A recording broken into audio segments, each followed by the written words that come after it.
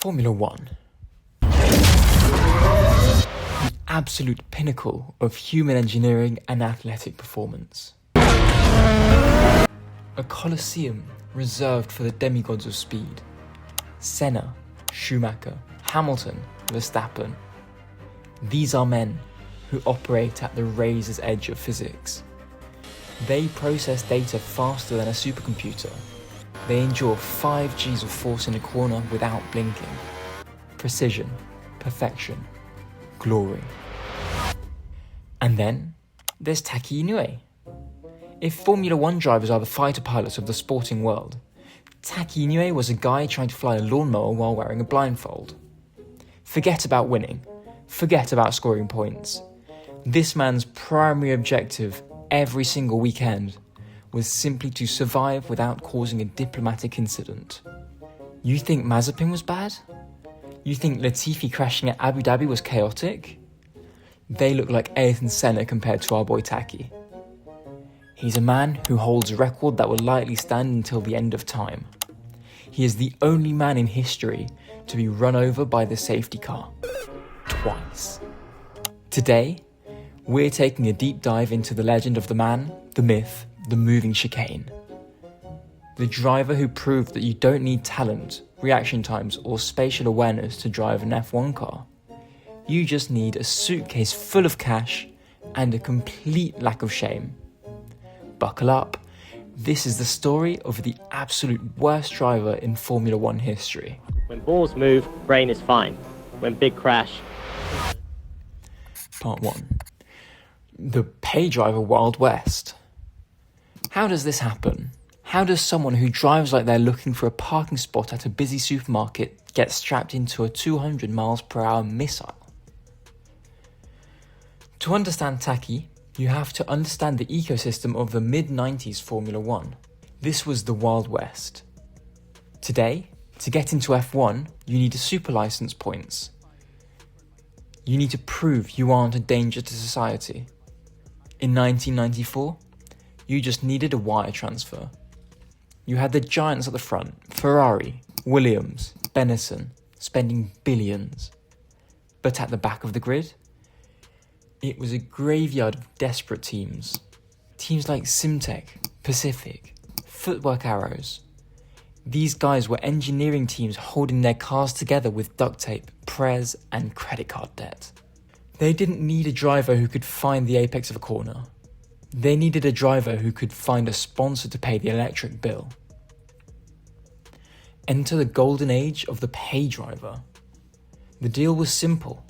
You give us $3 million, we let you play race car driver for the weekend. And nobody brought a bigger briefcase and less talent than Japan's Taki Inoue. He arrived in 1994 for a one-off race with Simtech at the Japanese Grand Prix. His qualification for the seat? He was Japanese and he had money. The race started under torrential rain.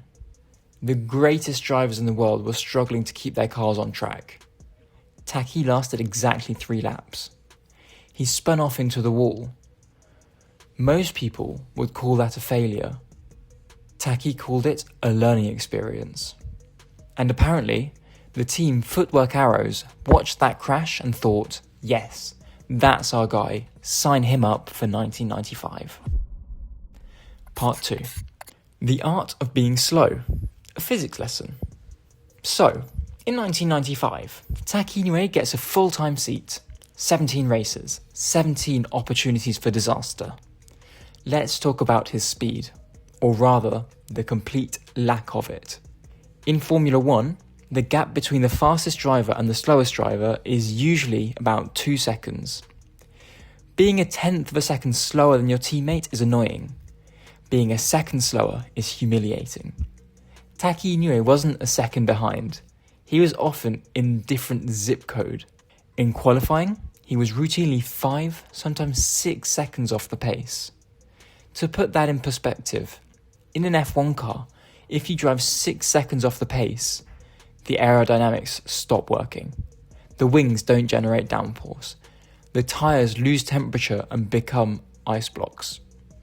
So, by driving so slowly, Taki was actually making the car harder to drive. He was caught in a vortex of slowness. He became a mobile chicane. The real legends, Schumacher, Damon Hill, were terrified of lapping him. Why? Because he was unpredictable. Professional drivers used the racing line. Taki used all of the lines simultaneously. You never knew if he was going to turn left, right, or just slam on the brakes and admire the architecture. He finished 5 races that year, just 5 out of 17. His best result was 8th at the Italian Grand Prix. Now, you might think, hey, 8th is pretty good.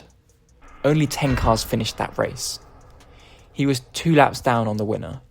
While Johnny Herbert was celebrating the win, Taki was arguably still driving the previous lap. But being slow isn't enough to make you a YouTube legend. To be the GOAT of bad driving, you need something else. You need spectacular, slapstick, Looney Tunes level of misfortune. Part 3. The double tap, the legend. Alright, this is the main event. This is why you clicked on the video. If you think you're having a bad day at work, just remember Taki Inoue. Because Taki holds a record that is statistically almost impossible. In a single season, he was hit by a safety car. Twice. Incident number 1, Monaco. The crown jewel of F1. Glitz. Glamour. It's the end of a practice session. Taki's car has stalled. Standard stuff. He's sitting in the cockpit, helmet on.